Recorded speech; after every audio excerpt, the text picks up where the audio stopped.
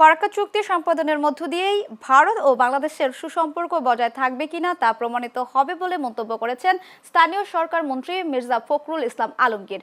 Farakka long March দিবস উপলক্ষে আজ রাজধানীর ইঞ্জিনিয়ার্স ইনস্টিটিউশন মিলনায়তনে বিএনপি আয়োজিত আলোচনা সভায় প্রধান অতিথির বক্তব্যে তিনি বলেন, চলতি বছর চুক্তির মেয়াদ শেষ হওয়ার পর ভারতকে নবায়নের বিষয়ে এগিয়ে আসতে হবে। তবে বাংলাদেশের স্বার্থ রক্ষা করেই ফারাক্কা ব্যারেজ চুক্তি নবায়ন করা হবে বলে জানান তিনি। এ সময় বর্তমান সরকারের পদ্মা ব্যারেজ নির্মাণের সিদ্ধান্তকে ঐতিহাসিক উল্লেখ করে তিনি দেশের সার্বভৌমত্ব ও জাতীয় ঐক্যের উপর গুরুত্ব আরোপ করেন।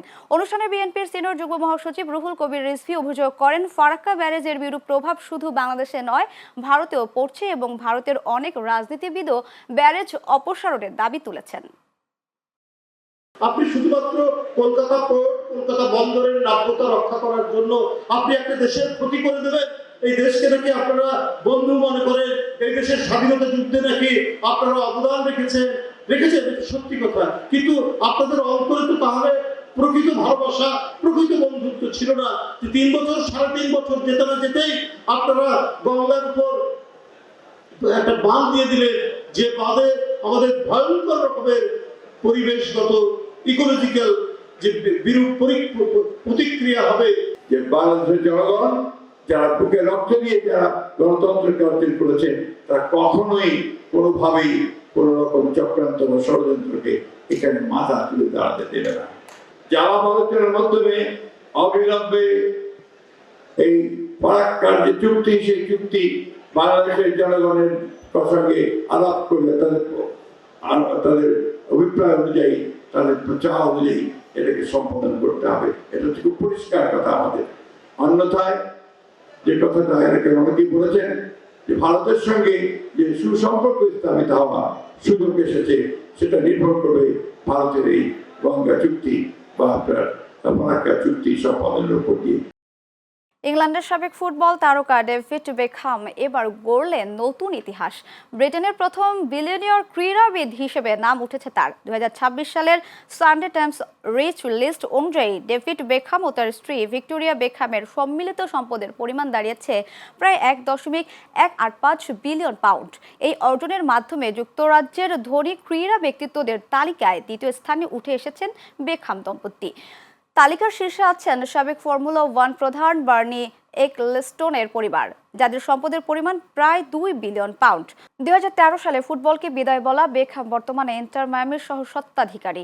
মেজর লিগ সকারের সবচেয়ে মূল্যবান ক্লাব হিসেবে বিবেচিত হচ্ছে ইন্টার মায়ামি, যার বাজার মূল্য প্রায় 1.7 বিলিয়ন পাউন্ড। গণভোটের রায় বাস্তবায়ন ও সংস্কারের দাবিতে জামায়াত ইসলামী নেতৃত্বাধীন 11 দলীয় ঐক্যের 3 মাস ব্যাপী সারা দেশের সভা সমাবেশ কর্মসূচি আজ রাজশাহী থেকে শুরু হয়েছে। বিকেলে রাজশাহীর ঐতিহাসিক মাদ্রাসা ময়দানে এ সমাবেশ অনুষ্ঠিত হয়। এতে প্রধান অতিথি হিসেবে উপস্থিত থেকে বক্তব্য রাখেন বিরোধী দলীয় নেতা ও জামায়াত আমির ডাক্তার শফিকুর রহমান। এছাড়া জোটের অন্যান্য দলের শীর্ষ নেতারাও বক্তব্য দেন। এ সময় গণভোটের রায় বাস্তবায়নের পাশাপাশি জনদুর্ভোগ লাঘব এবং পদ্মার পানির ন্যায্য হিস্যার দাবি জানানো হয়। একই সঙ্গে দেশ জুড়ে ধারাবাহিক কর্মসূচির অংশ হিসেবে 13 June Chattogram, 20 June Khulna, 27 June Mymensingh, 11 July Rangpur, 18 July Barishal এবং 25 জুলাই সিলেটে বিভাগীয় সমাবেশ অনুষ্ঠিত হবে। এরপর 13 জুন চট্টগ্রামে, 20 জুন খুলনায়, 27 জুন ময়মনসিংহে, 11 জুলাই রংপুরে, 18 জুলাই বরিশালে এবং 25 জুলাই সিলেট বিভাগীয় সমাবেশ হবে। এসব সমাবেশে সিটি কর্পোরেশন, বিভাগীয় শহর ও জেলাকে সম্পৃক্ত করা হবে। এরপর ঢাকায় মহাসমাবেশ করবে এই জোট। এই দেশ কোনো দলের নয়, গোষ্ঠীর নয়, পরিবারের নয়। এই দেশ 20 কোটি মানুষের। আমাদের সকলকে এক একজন সাচ্চা পাহারাদার হয়ে দাঁড়াতে হবে। অন্যায়ের বিরুদ্ধে এক একজন যোদ্ধার ভূমিকায় অবতীর্ণ হতে হবে। অন্যায় ও সত্যের বিরুদ্ধে লড়াইয়ে অবতীর্ণ হতে হবে। কেউ আমার অধিকার দয়া করে আমার পকেটে এনে দেবে না। লড়াই করে অধিকার আদায় করব ইনশাআল্লাহ। কাউকে ছাড় দিয়ে কথা বলা হবে না। আমাদেরকে মাঝে মাঝে চোখ রাঙানো হয়। কেউ কেউ বলেন যে যদি আপনারা এই করেন ওই করেন তাইলে আগামীতে এ হবে ওই হবে। বন্ধু, ভয় দেখাবেন না। যাদের নেতারা হাসতে হাসতে ফাঁসির তক্তার উপরে দাঁড়াতে পারে, তাদেরকে কোনো কিছুর ভয় দেখাবেন। কুমিল্লাকে বিভাগ করার প্রতিশ্রুতি দিয়েছেন প্রধানমন্ত্রী তারেক রহমান। আজ চাঁদপুর যাওয়ার পথে কুমিল্লার বরুড়া উপজেলার লক্ষ্মীপুর বাজার মাঠে আয়োজিত পথসভায় বিএনপি নেতাকর্মীদের কুমিল্লা বিভাগ বাস্তবায়নের দাবির প্রেক্ষিতে তিনি এ ঘোষণা দেন। প্রধানমন্ত্রী বলেন, এই দাবিটি যদি জনগণের দাবি হয়ে থাকে ইনশাআল্লাহ সেটি বাস্তবায়ন হবে। একই সঙ্গে কুমিল্লায় কৃষি বিশ্ববিদ্যালয় স্থাপনের বিষয়ে শিগগিরই শিক্ষামন্ত্রীর সঙ্গে আলোচনা করে প্রয়োজনীয় ব্যবস্থা নেওয়ার আশ্বাস দেন সরকার প্রধান। এদিকে 22 বছর পর আজ চাঁদপুরে গেছেন প্রধানমন্ত্রী তারেক রহমান।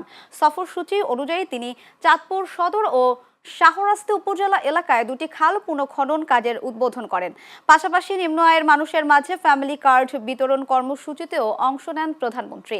এছাড়া বিকেলে চাঁদপুর সরকারি কলেজ মাঠে আয়োজিত অনুষ্ঠানে প্রধান অতিথি হিসেবে বক্তব্য রাখেন তিনি। আমরা দেশের মানুষকে বলেছিলাম খাল খনন করব, আপনারাই বললেন কাজ শুরু করেছি। দেশের মানুষকে আমরা বলেছিলাম আমরা মা বোনদের হাতে ফ্যামিলি কার্ড পৌঁছে দেব, সেটাও তো শুরু হয়েছে নাকি? আচ্ছা, দেশের মানুষকে আমরা বলেছিলাম আমরা কৃষক ভাইদের হাতে কৃষক কার্ড দিব, সেই কাজ শুরু হয়েছে? এখনো পুরোপুরি শুরু হয়নি, অল্প করে শুরু করতে হয় প্রথমে, কিন্তু শুরু তো হয়েছে নাকি? আচ্ছা, তারপরে দেশের মানুষকে বলেছিলাম যে ইমাম সাহেব সহ যারা আছে তাদেরকে আমরা সম্মানের ব্যবস্থা করবো, শুরু হয়েছে? দেখেন আপনারাই করলেন, সকলে শুয়েছে। এরকম আরো কিছু কথা বলছিলাম। তার মানেটা দাঁড়ালো কে? তার মানেটা দাঁড়ালো বিএনপি জনগণের কাছে যেই ওয়াদা দেয়, বিএনপি সরকার পরিচালনার দায়িত্বে থাকলে সেই ওয়াদা বিএনপি পূরণ করে। কবি সুকান্ত ভট্টাচার্য এর জন্মবার্ষিকী উপলক্ষে আয়োজিত 14তম সুকান্ত মেলা গোপালগঞ্জের কোটালীপাড়া উপজেলায় উৎসব মুখর পরিবেশে শেষ হয়েছে। শুক্রবার কবির পৈতৃক ভিটা উনশিয়ায় আলোচনা সভা, সাংস্কৃতিক অনুষ্ঠান ও নানা অনুষ্ঠানের মধ্য দিয়ে 3 দিন ব্যাপী এ মেলার সমাপ্তি ঘোষণা করা হয়। অনুষ্ঠানের প্রধান অতিথির বক্তব্য রাখেন প্রধানমন্ত্রীর অর্থ ও পরিকল্পনা বিষয়ক উপদেষ্টা রাশেদ আল মাহমুদ তিতুমির। বিশেষ অতিথি ছিলেন গোপালগঞ্জ 1 আসনের সংসদ সদস্য মোহাম্মদ সেলিমুজ্জামান সেলিম, গোপালগঞ্জ 2 আসনের সংসদ সদস্য ডাক্তার KM বাবর এবং গোপালগঞ্জ 3 আসনের সংসদ সদস্য SM জিলানি। অনুষ্ঠানে সভাপতিত্ব করেন গোপালগঞ্জ জেলা প্রশাসক মোহাম্মদ আরিফুজ্জামান। সভায় বক্তারা কবি সুকান্ত ভট্টাচার্যের সাহিত্যকর্ম, বিপ্লবী চেতনা ও মানবিক দর্শনের নানা দিক তুলে ধরেন। নরসিংদী জেলা বিএনপির সাংস্কৃতিক বিষয়ক সম্পাদক ও জেলা যুবদলের সাংগঠনিক সম্পাদক মরহুম মোকাররম হোসেন ভূঁইয়ার আত্মার মাগফিরাত কামনায় দোয়া মাহফিল অনুষ্ঠিত হয়েছে। শুক্রবার রাতে চিনিশপুর জেলা বিএনপির কার্যালয়ে দোয়া মাহফিলের আয়োজন করা হয়। এতে বিএনপি ও অঙ্গ সংগঠনের নেতাকর্মীরা অংশ নেন এবং মরহুমের রুহের মাগফিরাত কামনা করে বিশেষ মোনাজাত করা হয়। অনুষ্ঠানের প্রধান অতিথি ছিলেন বিএনপির যুগ্ম মহাসচিব খায়রুল কবির খোকন।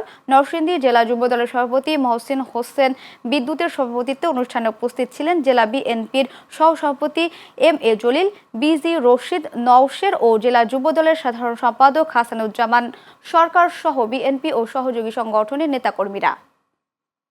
সুনামগঞ্জের তাহিরপুর সীমান্ত এলাকা দিয়ে অবৈধভাবে ভারতে অনুপ্রবেশ করে বিপুল পরিমাণ ইয়াবা সহ মোহাম্মদ সাগর নামে এক বাংলাদেশি নাগরিককে আটক করেছে বিজিবি। শনিবার ভোরে বিজিবি 28 অভিযান চালিয়ে তাকে আটক করে। এ সময় তার কাছ থেকে 1890 পিস ভারতীয় ইয়াবা ও একটি মোটরসাইকেল জব্দ করা হয়। শনিবার সকালে এক প্রেস বিজ্ঞপ্তির মাধ্যমে বিষয়টি নিশ্চিত করেন সুনামগঞ্জ ব্যাটালিয়ন বিজিবি 28 এর অধিনায়ক lieutenant colonel AKM Zakaria Kadir. তিনি জানান, অবৈধভাবে ভারতে অনুপ্রবেশের পর বাংলাদেশে ফেরার সময় তাকে আটক করা হয়। পরে তার কাছ থেকে উদ্ধার করা ইয়াবা ও মোটরসাইকেলের আনুমানিক বাজার মূল্য প্রায় 6,68,000 টাকা জানানো হয়। মৌলভীবাজার বড়লেখা পৌরসভা আসন্ন নির্বাচনকে সামনে রেখে পৌরবাসীর সঙ্গে মতবিনিময় সভা করেছেন বড়লেখা উপজেলা বিএনপি সাধারণ সম্পাদক মোহাম্মদ মুজিবুর রহমান খসরু। শনিবার সকালে পৌরবাসীর উদ্যোগে গাজীটেকায় তার নিজ বাড়িতে মতবিনিময় সভার আয়োজন করা হয়। সভায় পৌর এলাকার বিভিন্ন শ্রেণী পেশার মানুষ অংশগ্রহণ করেন। বৃহত্তর গাজীটেকার সভাপতি শরফুদ্দিনের সভাপতিত্বে সভায় প্রধান অতিথির বক্তব্য রাখেন মেয়র পদপ্রার্থী মোহাম্মদ মুজিবুর রহমান খসরু। তিনি বলেন, বড়লেখা পৌরসভাকে একটি আধুনিক, পরিকল্পিত ও বৈষম্যহীন প্রথম শ্রেণীর পৌরসভা হিসেবে গড়ে তোলা এবং দীর্ঘদিনের অবহেলিত ড্রেনেজ ব্যবস্থার উন্নয়ন, রাস্তাঘাট ও নাগরিক সুবিধা জনগণের দোরগোড়ায় পৌঁছে দেওয়ার তার মূল লক্ষ্য। শরীয়তপুরের স্বামীকে হত্যার পর দেহ থেকে হাত পা আলাদা করে নড়িয়ার পদ্মার পাড়ে ও সদর উপজেলার আতং এলাকায় ফেলে দেয় স্ত্রী। পরবর্তীতে দেহের মাংস আলাদা করে ড্রামে রেখে হাড় ও মাথা পালং এলাকায় ফেলে দেয়। শুক্রবার রাতে শরীয়তপুর পৌর এলাকার পালং উচ্চ বিদ্যালয় সংলগ্ন এলাকা থেকে আসমা আক্তার নামের নারীকে আটক করে পুলিশ। পুলিশ জানায়, পারিবারিক কলহের জেরে মঙ্গলবার রাতে সদর উপজেলার চন্দ্রপুর এলাকায় স্বামী স্ত্রীর মধ্যে হাতাহাতির ঘটনা ঘটে। এক পর্যায়ে আসমা আক্তার পাশে থাকা একটি লোহার টুকরো দিয়ে তার স্বামী জিয়াস সর্দারের মাথায় আঘাত করেন। এতে ঘটনাস্থলেই নিহত হন জিয়াস সর্দার। ঘটনার পরপরই আসমা আক্তার মরদেহ গোপন করার উদ্দেশ্যে স্বামীর দেহ খণ্ডিত করেন। এদিকে স্বামীকে হত্যার কথা স্বীকার করেছেন স্ত্রী আসমা আক্তার। জ্বালানি মন্ত্রী ইকবাল হাসান মাহমুদ টুকু বলেছেন, বাংলাদেশের মানচিত্রে বসবাসকারী সবাই বাঙালি নন। এখানে সাঁওতাল, হাজং, চাকমা, মারমা সহ বিভিন্ন জাতিগোষ্ঠীর মানুষ রয়েছে। মন্ত্রী বলেন, স্বাধীনতার পর সবাইকে বাঙালি পরিচয় একীভূত করার প্রচেষ্টার ফলেই পার্বত্য চট্টগ্রামে অশান্তির সৃষ্টি হয়েছিল, যার প্রভাব এখনও বিদ্যমান। শনিবার সকালে সিরাজগঞ্জ পৌর এলাকার মুক্তির সোপানে আয়োজিত অনুষ্ঠানে প্রধান অতিথির বক্তব্যে তিনি এসব কথা বলেন। অনুষ্ঠানে আরও বক্তব্য রাখেন সিরাজগঞ্জ জেলা প্রশাসক মোহাম্মদ আমিনুল ইসলাম, পুলিশ সুপার সাইফুল ইসলাম স্তান্তু ও জেলা বিএনপি সাধারণ সম্পাদক সাইদুর রহমান বাচ্চু সহ অনেকে।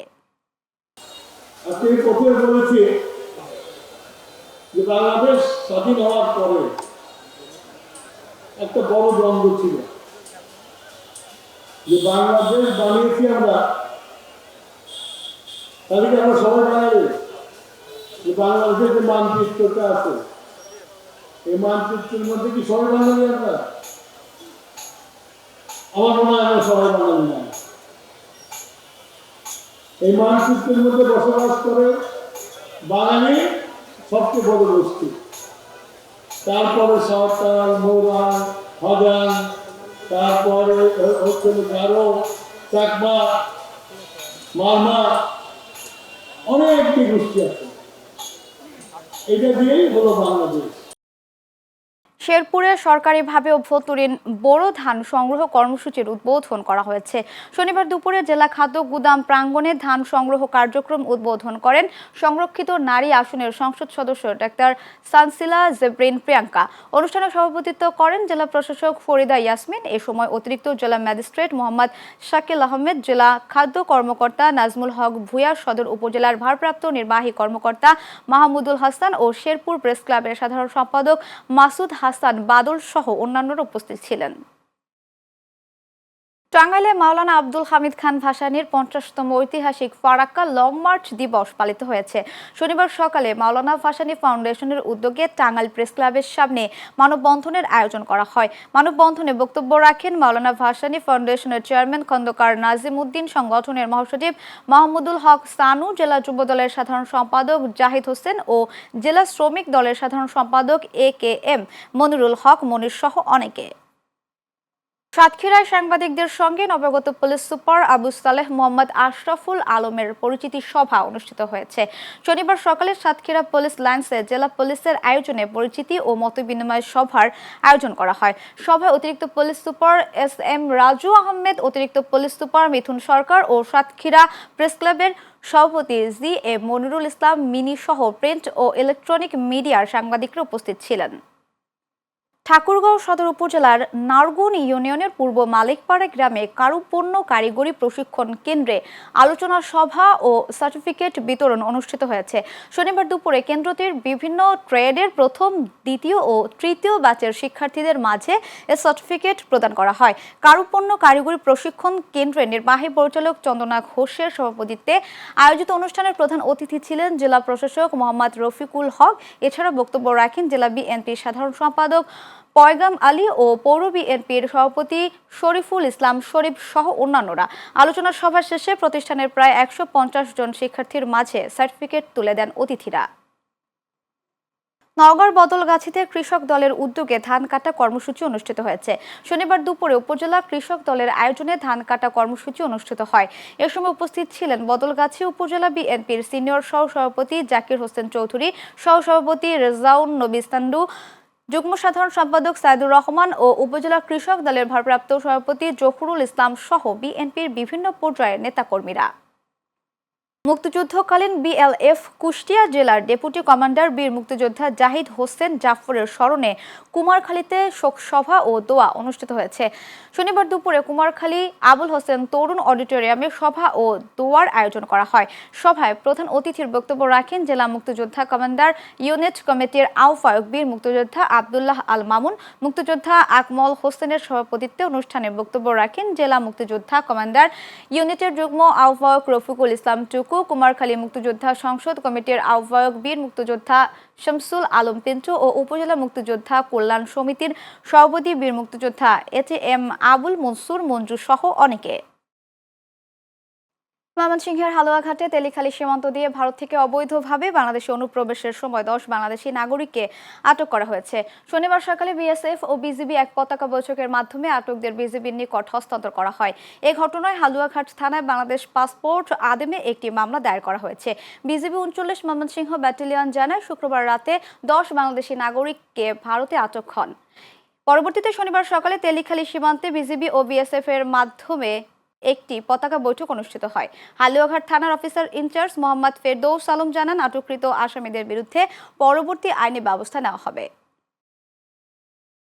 নানা অপশক্তি যুব সমাজকে বিভ্রান্ত করতে চায় মন্তব্য করে জাতীয় সংসদের হুইপ রকিবুল ইসলাম বকুল বলেছেন, খেলাধুলা হতে পারে সবচেয়ে বড় একটি হাতিয়ার। শনিবার দুপুরে খুলনা নগরীর সোনাডাঙ্গা বিভাগীয় মহিলা ক্রীড়া কমপ্লেক্সে নতুন কুড়ির স্পোর্টস উদ্বোধনে তিনি এসব কথা বলেন। অনুষ্ঠানে সভাপতিত্ব করেন খুলনা বিভাগীয় কমিশনার মোহাম্মদ আবদুল্লাহ হারুন। স্বাগত বক্তব্য রাখেন অতিরিক্ত বিভাগীয় কমিশনার আবু সাইদ মনসুর আলম। এ সময় উপস্থিত ছিলেন খুলনা জেলা প্রশাসক হুরে জান্নাত, পুলিশ কমিশনার মোহাম্মদ জাহিদুল হাসান ও খুলনা রেঞ্জ ডিআইজি মোহাম্মদ রেজাউল হক সহ খুলনার বিভিন্ন পর্যায়ের কর্মকর্তারা। প্রতিটি তরুণের উদ্দেশ্যে বলতে চাই, তোমাদের হাতে আমরা মাদকের বিষ নয়, স্বপ্নের পতাকা দেখতে চাই। তোমাদের চোখে আমরা হতাশা নয়, আগামী বাংলাদেশের আলো দেখতে চাই। এই স্বপ্ন এবং মানবিক বাংলাদেশ গড়ার কথা সবচেয়ে বেশি যিনি উচ্চারণ করেছেন তিনি হচ্ছেন মাননীয় প্রধানমন্ত্রী জনাব তারেক রহমান। সিলেটে গত 24 ঘন্টায় হামির উপসর্গ নিয়ে আরও 2 শিশুর মৃত্যু হয়েছে। শনিবার সকালে বিষয়টি নিশ্চিত করেছে বিভাগীয় স্বাস্থ্য অধিদপ্তর। সিলেট এমএজি ওসমানী হাসপাতালে চিকিৎসাধীন অবস্থায় মারা যাওয়া শিশু দুজনের নাম আবু সাফা ও রাফা আক্তার। এ নিয়ে সিলেট বিভাগে রোগে মৃতের সংখ্যা বেড়ে দাঁড়িয়েছে 34 জনে। এদিকে বর্তমানে সিলেট বিভাগের বিভিন্ন হাসপাতালে হামির উপসর্গ নিয়ে চিকিৎসাধীন রয়েছেন মোট 336 জন রোগী। গত 24 ঘন্টায় ল্যাবরেটরি পরীক্ষায় নতুন করে কোনো রোগী শনাক্ত না হলেও 54 জন রোগী বিভিন্ন হাসপাতালে ভর্তি হয়েছেন।